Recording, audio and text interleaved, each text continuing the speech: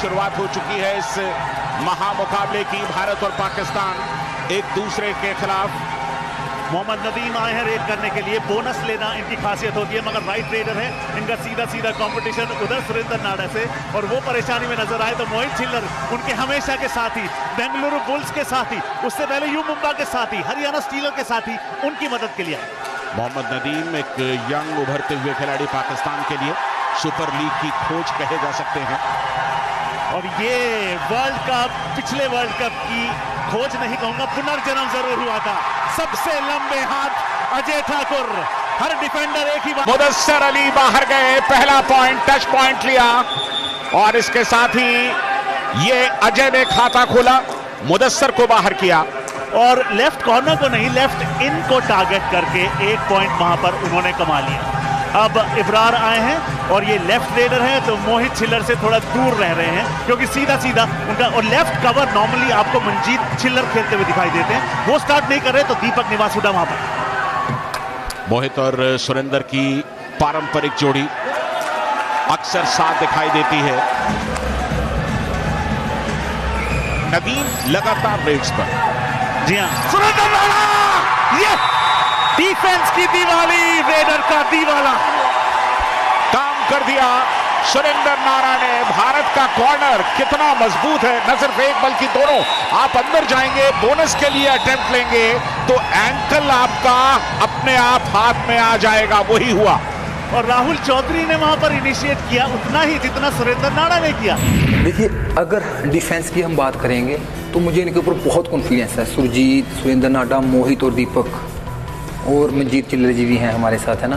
तो मुझे इनके ऊपर इतना कॉन्फिडेंस है, जितना मैं अपने खुद के ऊपर इतना भरोसा नहीं करता, जितना मुझे इनके ऊपर भरोसा रहता है। मैं हमेशा, मुझे ऐसे लगता है कि अगर जब तक ये लोग अंदर खड़े हैं तो ये पक्का मुझे मतलब के अंदर लेकर ही आएंगे, या कैच मार ही देंगे, या थर्ड रेड पे सक्सेस, थर्ड रेड को सक्सेस कर ही देंगे। मुझे फुल कॉन्फिडेंस रहता है इनके ऊपर। मुकाबले के तीसरे मिनट में ही अपने खतरनाक एंकल होल्ड का जौहर दिखाते हुए सुरेंद्र नाडा ने पाकिस्तान के स्टार रेडर मोहम्मद नदीम का शिकार कर लिया था।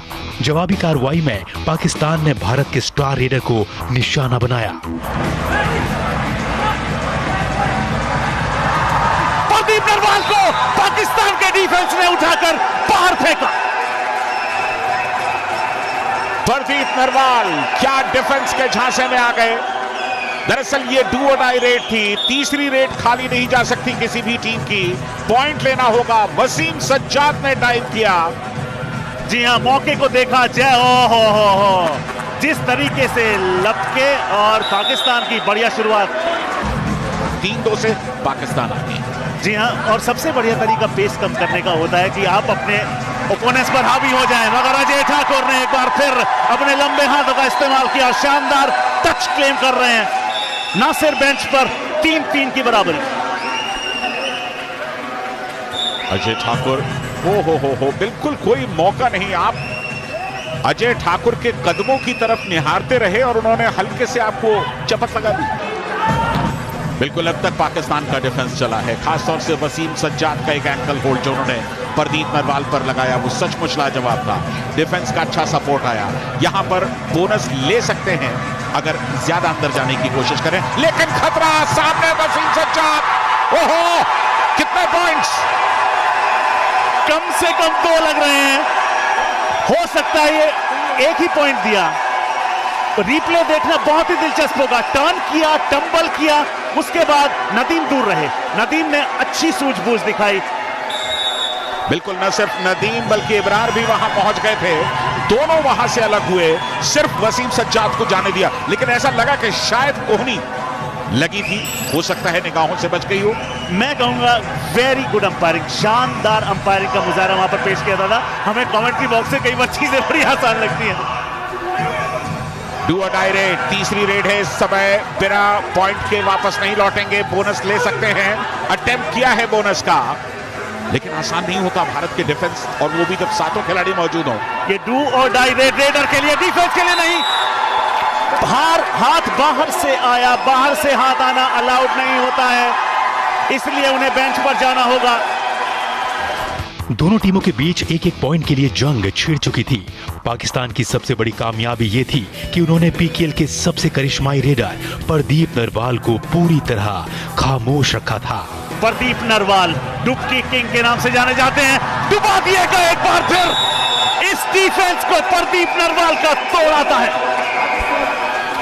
बहुत अंदर चले गए प्रदीप नरवाल। 4 के डिफेंस में उन्हें लगा कि शायद बीच से रास्ता तलाश लेंगे, लेकिन पाकिस्तान के खिलाड़ियों ने उन्हें सचमुच जबरदस्त तरीके से स्टडी किया हुआ है। प्रदीप जो प्लेयर है वो डायमंड मतलब हीरा खिलाड़ी है अपने देश का, है ना।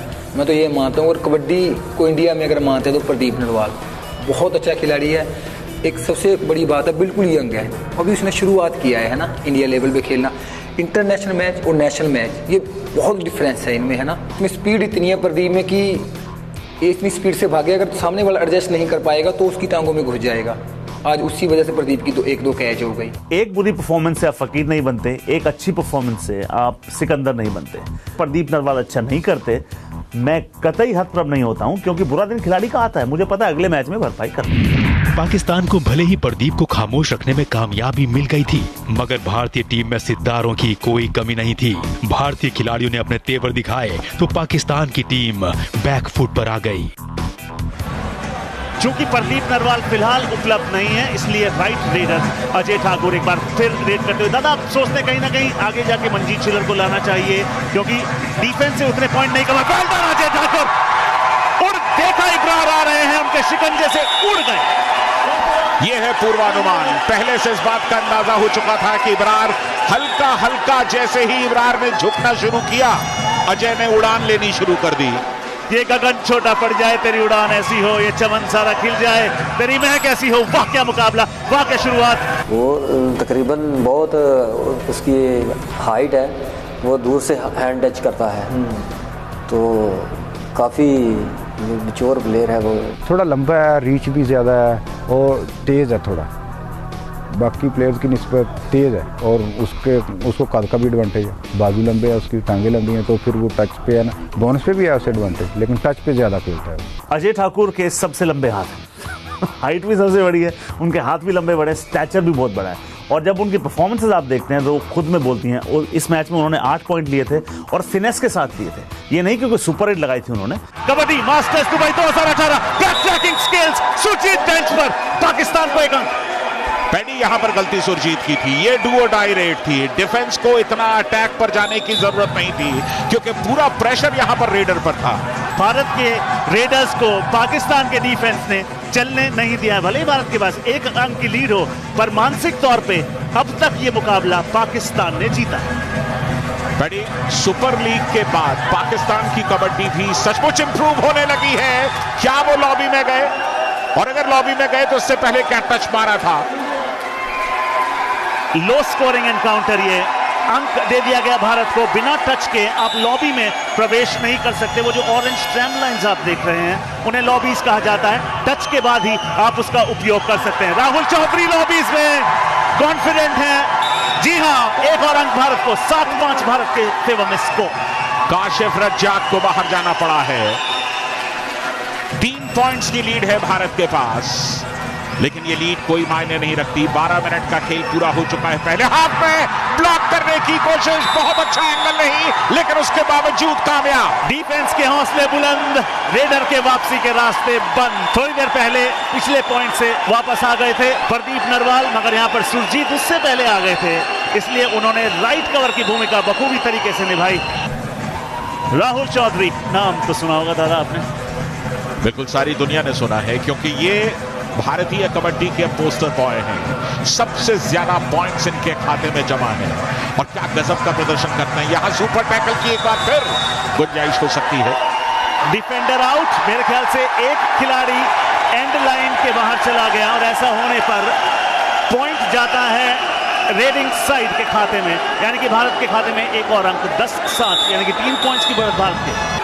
बिल्कुल, कबड्डी का खेल ताकत का ही नहीं, मस्तिष्क का भी इम्तिहान लेता है। टैलेंट कहाँ है और कहाँ है कमी, ये सब पहचान लेता है। रोहित ने पहचान लिए हैं कि 2 डिफेंडर्स हैं, एक को टारगेट किया, संतुष्ट नजर आ रहे हैं, क्योंकि अब जब रेड करने जाएगी पाकिस्तान तो वो लास्ट मैन स्टैंडिंग होगा। हो गया, क्योंकि ये डू और डाई रेड थी, बिना पॉइंट के वापस नहीं लौट सकते थे। ये देखिए, रोहित ने नदीम का शिकार किया। 14-8। ये देखिए किस तरह से नदीम को टच किया और एंड लाइन से पीछे निकल गए कप्तान खुद। तो इस तरह से पाकिस्तान ऑल आउट हो गया।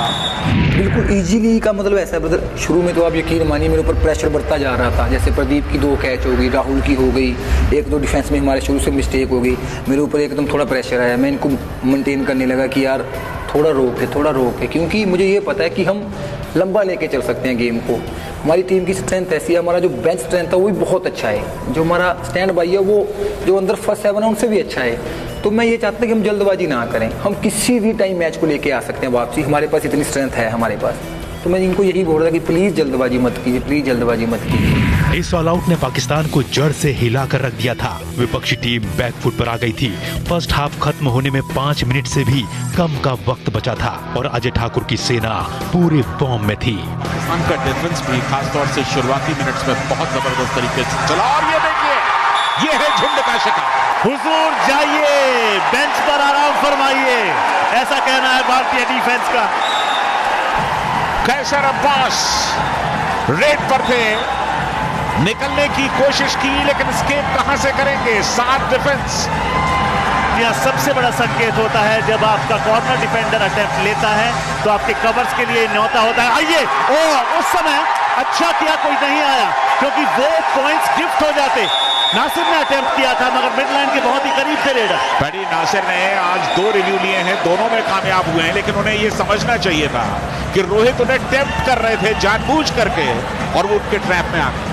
इब्रार इस समय रेड पर, इब्रार और नदीम खासतौर से दोनों रेडर्स ने पाकिस्तान के लिए जिम्मेदारी संभाली हुई है। और दादा अगला जो मुकाबला होने वाला है वो आपके फेवरेट खिलाड़ी ताइदियो क्यों का है। क्या बात सुरेंद्र नाड़ा, ये हाथ नहीं ये फंदा है। दुबई के लोगों के लिए कबड्डी की ये क्या जबरदस्त सौगात है। सुरेंद्र नाड़ा थाइस पर गए, आमतौर पर एंकल लेते हैं, थाइस लेने का मौका मिला। प्रेशर है दादा, प्रेशर तो है, लेकिन वसीम सज्जाद को भारत में खेलने का तजुर्बा भी, और अब भारत का वो बिल्कुल उंगलियां लाइन तक पहुंची लेकिन क्रॉस नहीं कर पाए। और जो टीम बढ़िया डिफेंस करती है वो इस बात का ख्याल रखती है कि जब आप झुंड में अटैक करते हैं तो कहीं से सांप की तरह कहीं से हाथ निकल कर ना आ जाए। आया जरूर था मगर उसे समय रहते वापस खींच लिया। यहां सुपर टैकल की गुंजाइश भी, ऑल आउट का खतरा भी। एक अंक पक्का और इसलिए एक ही अंक से संतुष्ट करना पड़ेगा। मगर नॉक क्या नॉक एक और दस्तक दे रहा ऑल आउट। बिल्कुल एक और दस्तक। ये तो मुझे लगता है कि तश्तरी में परोसा हुआ ये पॉइंट है। ऑल आउट के नजदीक पाकिस्तान तीसरी बार ऑल आउट हो सकता है। वक्त खत्म हो चुका है लेकिन ये रेड पूरी की जाएगी और ये लग तो ये रहा है कि अजय ठाकुर ने एक बार फिर भारत के लिए वो कर दिया। एक ही अंक मिला है। एक बार तो मुझे लगा था शायद दूसरा ऑल आउट भी हो जाए और स्मार्ट वहां पर डिसीजन था दूसरे डिफेंडर का कि पास आए मगर फिर भी दूर रहे। 13 पॉइंट की लीड पहले हाफ में। फर्स्ट हाफ खत्म हुआ तो भारत के पास 13 पॉइंट की लीड थी और तो और पाकिस्तान के कोर्ट में सिर्फ एक खिलाड़ी बचा था। मतलब ये कि सेकेंड हाफ की शुरुआत में ही पाकिस्तान पर एक और ऑल आउट का पहाड़ टूटने जा रहा था। तो क्या पाकिस्तान उस दूसरे ऑल आउट को रोककर भारत पर पलटवार कर पाया? सेकेंड हाफ का पूरा रोमांच एक छोटे से ब्रेक के बाद।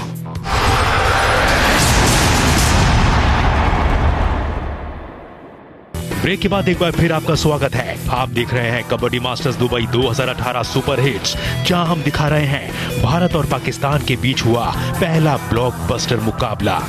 अब तक आपने देखा फर्स्ट हाफ की कहानी में कैसे भारत ने पाकिस्तान को ऑल आउट करते हुए 13 पॉइंट की लीड ले ली थी। आइए अब देखते हैं सेकंड हाफ की कहानी। भारत एक और ऑल आउट की दहलीज पर, अजय ठाकुर, जी हाँ एक और ऑल आउट। क्या खूबसूरत शुरुआत दूसरे हाफ की। 1-on-1 में कोई कितना भी ताकतवर क्यों ना हो लेकिन एक रेडर को रोकना एक लौते डिफेंडर के बस की बात नहीं होती। यंग लड़का जो नदीम था वो नहीं चला, थोड़ा सा वो लूज खेला है। अगर वो जिस तरह अभी मुदस्सर शाह ने पॉइंट निकाले इसी तरह वो भी निकालता तो हमारा मैच काफ़ी क्लोज जाता। मेरी तरफ से ये गलती हुई है कि मैंने जो रेड है ना वो कोई अटैकिंग नहीं की उस दिन। थोड़ा डिफेंसिव रहा हूँ, इसलिए अटैकिंग रहता तो मुझे पॉइंट मिलते। डिफेंसिव रहा हूँ, वो मुझ पर अटैक पर खेल गए, तो वो मुझे जज कर गए।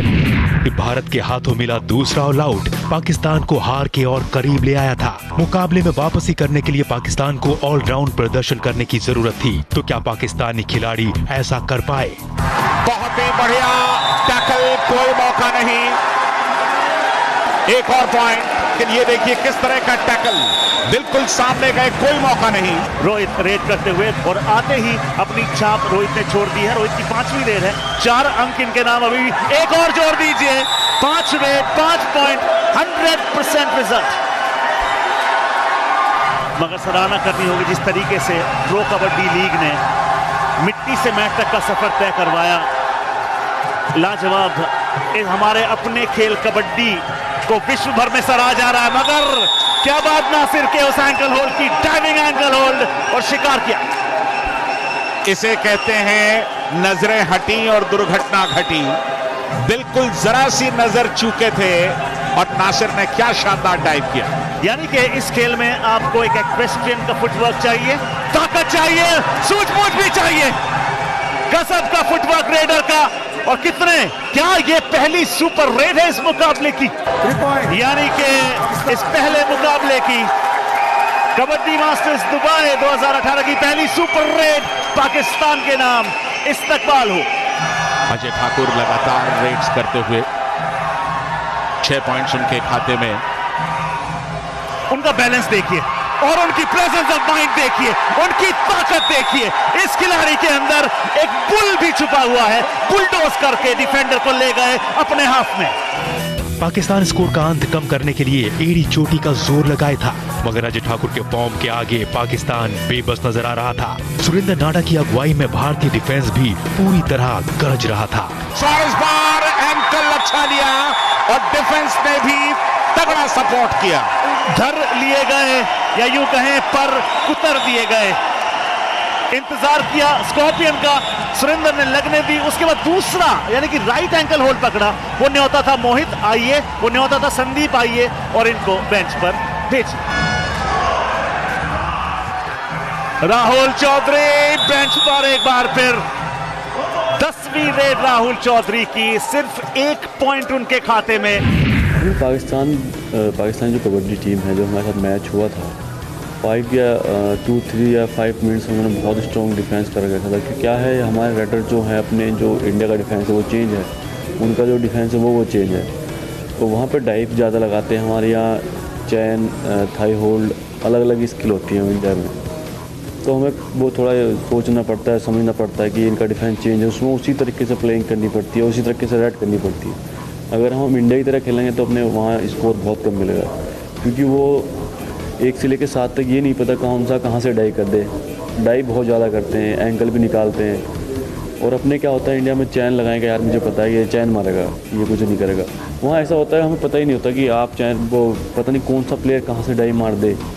तो इसलिए कि उस डिफेंस को बहुत ही नज़दीकी से देख के, बहुत ही सूझबूझ से उसमें रेडिंग करनी होती है। अजय ठाकुर के पास भी बोनस यहाँ पर उपलब्ध नहीं है, मगर अजय ठाकुर को पॉइंट स्कोर करने के लिए बोनस की जरूरत नहीं होती, मगर स्कोर करना होगा क्योंकि ये डू और डाई रेड है। डू और डाई रेड 2 एम्प्टी रेड्स के बाद आती है। अजय ठाकुर ने सफाया किया एक और डिफेंडर का। ये 8वां पॉइंट अजय ठाकुर का। कुल मिलाकर सिर्फ 1 बार टैकल हुए हैं अब तक। ये देखिए, कोई दिक्कत नहीं हुई। ये हूटर जो बजा, ये ऐलान होता है कि ये डू और डाई रेड है, मतलब करो या मरो। 10 सेकंड से कम का समय अवशेष। बिल्कुल रेडर के पास मुश्किलें, और इस बार अजय ने काम किया।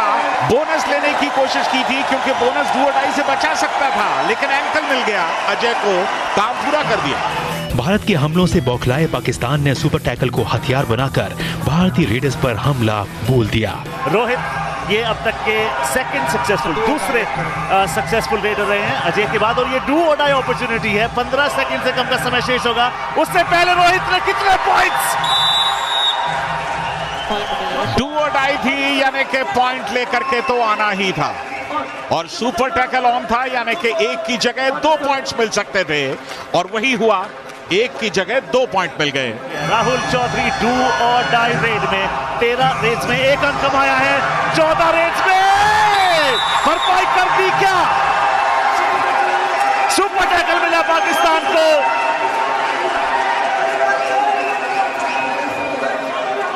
एक और सुपर टैकल यहां पाकिस्तान का। बढ़िया एस्केप का प्रयास था, लेकिन डिफेंस का सपोर्ट और सबसे बड़ी चीज की पूरी ताकत के साथ यहां पर राहुल को रोकने की कोशिश की गई।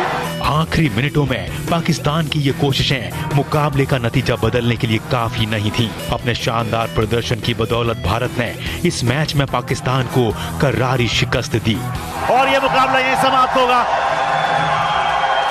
आखिरी रेड इस मुकाबले की, आबिद हुसैन उस रेड पर भी धर लिए गए। सुरेंद्र नाडा इस तरह से बैठे जैसे सोफे पर बैठ रहे हों, और इसके साथ ही भारत ने पहले ही मुकाबले में जबरदस्त आगाज किया। पाकिस्तान को एक तरफा मुकाबले में